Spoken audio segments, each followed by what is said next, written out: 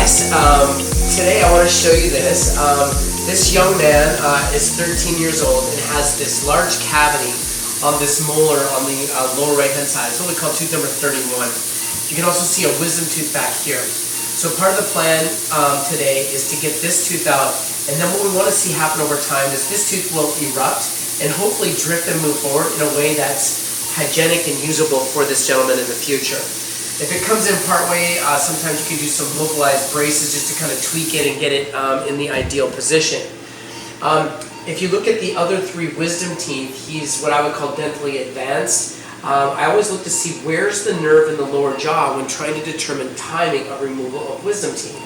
So when you look here, I look at these two lines and you look at the development, it's in the neighborhood. Now I still can see both white lines. I don't have any deviation of the canal, and I don't have any darkening of roots, although there are no roots on this. But it is a good time to get this wisdom tooth out. So with that in mind, we want to do it now rather than wait a year when this will be more developed and our risks of permanent numbness of the lips, cheeks, gums, teeth, and tongue go up. So for today, we're going to take out tooth numbers 31, tooth numbers 1, 16, and 17. We're going to use Expro, which is that ultra long lasting local, and we're going to do this under IV sedation. The only other thing I'd like to add is that on a Panorex originally at his consult, it looked like there was an opaque mass in the left maxilla, but you know, as we've come to appreciate, having a 3D scan helps unmask some problems with a two-dimensional image. So the two-dimensional image, which is the Panorex, made it look like there was a lesion there or something there, but upon this, looking at this 3D scan on the monitor, this is only a 2D version of that 3D scan, you can see it's all clear. So he does not have any other pathology or anything else that needs to be done.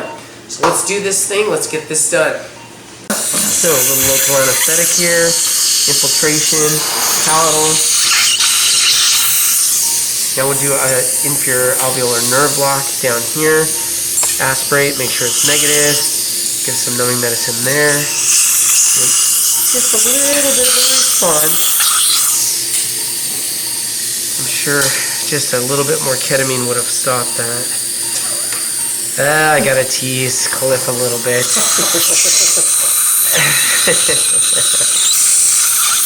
Okay. He's doing remarkably well. He's doing fantastic. Anesthetically stable. Doing wonderful. Now let's get that Expro. So encapsulated bupivacaine decreases pain and swelling post-operatively by 70 to 75%. And I'm just going ahead and infiltrating that in all these areas. The real deep, I just went to the dentist feeling will go away in the first day. And then this ultra long lasting local will linger for 2 to 3 days. This is a pharyngeal screen, so you just kind of place this so that moisture, either blood or irrigation, doesn't go down, and neither does any debris. So I'm going to make an incision here first of all for this tooth number 16. Little incision and kind of come around the neck of the tooth in front of it, like that. Taking a look at this tooth, I don't think we're going to need to do a vertical release. I'm also going to make the incision down below at the same time. The idea here is that we use one instrument and be efficient, and then move on to the next instrument. We have a weeder tongue retractor as well. The gauze kind of has a mind of its own here, so this is a handy little instrument just to kind of keep that at bay.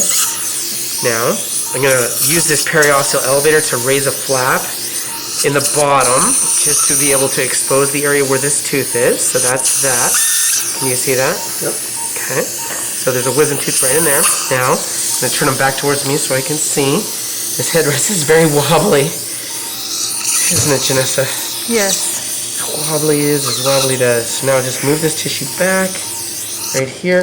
Now this is where the wisdom tooth is here. And I need is a thin layer of bone. So I use this little device here called a rongeur to remove this thin layer of bone in this area, exposing that tooth. And you can see it right there.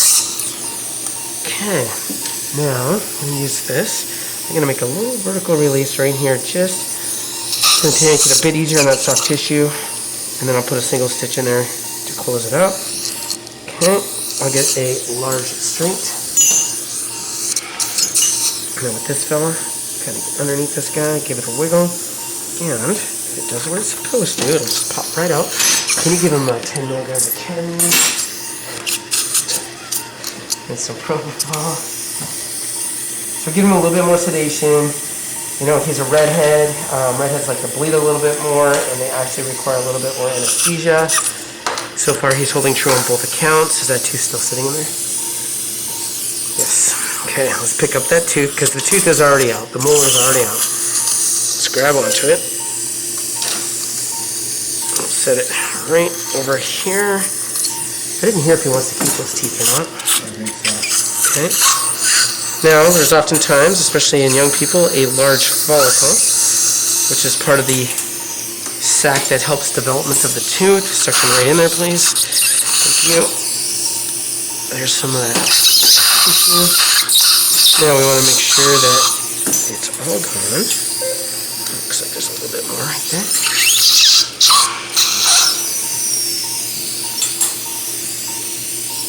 There we go. Bomba. And Charles, if you want, we can show you this follicle off to the side here. There's little bits of it sitting over there. Okay, now I'm going to put a dissolvable stitch in here.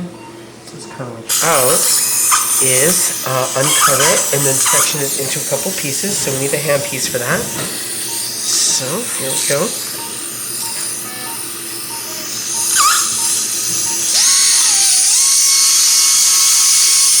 Unfortunately, there's limited real estate. I don't know if you can see or not, but we can certainly show you as we're moving along here.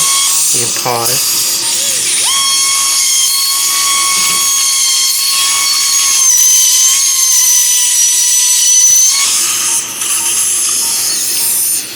Okay, we'll just hit still if you can for me. Good.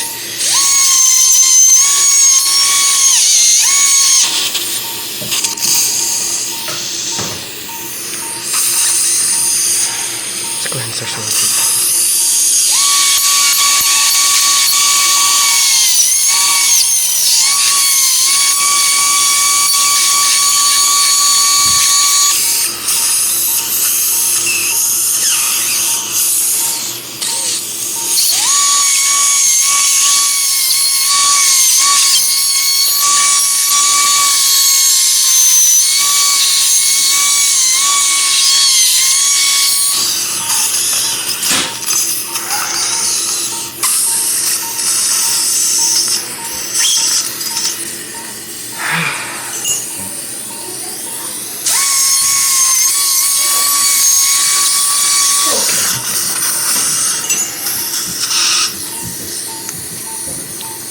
Section right in there.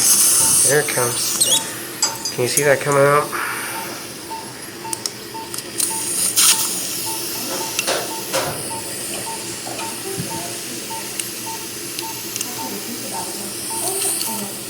And there it is. Here it goes.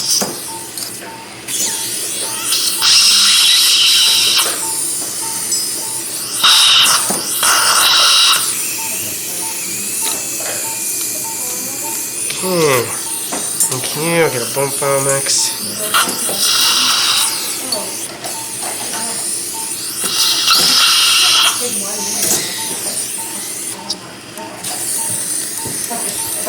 Making sure these are nice and smooth. Get the bump sticker out of there. Good. Okay. And then a stitch. Single stitch back in this area.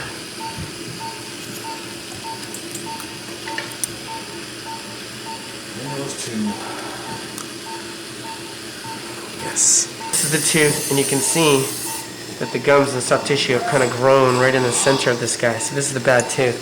I'm going to actually get on this tooth with this instrument first, just see if I can get underneath it and start lifting it up. And we are getting some nice mobility. Let's get a 23 now. Now, if I can get this below that decay on both sides. Nope. That's not going to work because the decay is too bad on that side. I'm going to kind of get right in here and see if I can just lift this up. some pretty good mobility on this thing. The gymnasts are very happy, I can tell. Try that 23 again, maybe now that I lifted it up. Below that decay on the lingual. And then the facial as well. There we go. And then this guy just kind of squeezes and kind of wiggle. Pop that fella out. There's that tooth. That big boy tooth. Okay, and then there was one. Flap around here. Get this exposed in this area. Now, to help with this, that lovely locks. This thing's kind of slippery. Again, remove just that little covering of bone over top. Okay, I'll take a large straight. Again, I'm going to turn his head. He's still trying to get away. Nice use of the forearm. And here it comes. Little fella has been delivered. He's a little boy.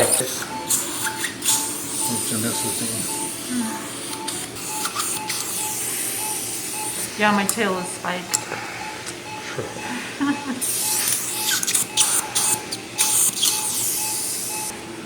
Alright, that's a wrap. Good job, guys. Alright, so we just got that completed. Took out those 3 wisdom teeth plus that tooth on the lower right hand side, tooth number 31. Everything went well. Gentleman's just waking up right now. Don't expect any issues. So I hope you enjoyed this episode. Please subscribe, leave a comment down below, and share with your friends. See if you can grow some out a little bit. Otherwise, we'll catch you next time.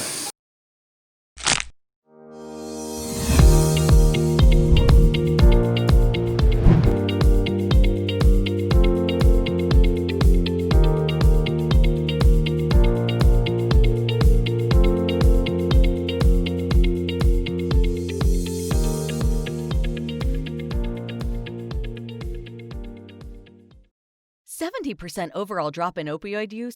And with the proper understanding and use of Exparel, you too can see the success that Exparel will bring to your clinic. Dr. McClelland, DDS, has been using it in his clinic for a few years now, and he's seen great success in his patients and their pain management every day. In this 6-video series, you get a professional masterclass that will give you the jump start you need to include Exparel in your daily routine. It includes a bonus PDF with a patient information handout, post-op medical instructions, and a quick look sheet for the materials and supplies for explaining Exparel. Go to teachable.com today and get educated on a non-opioid anesthetic that will help your patients have a better day.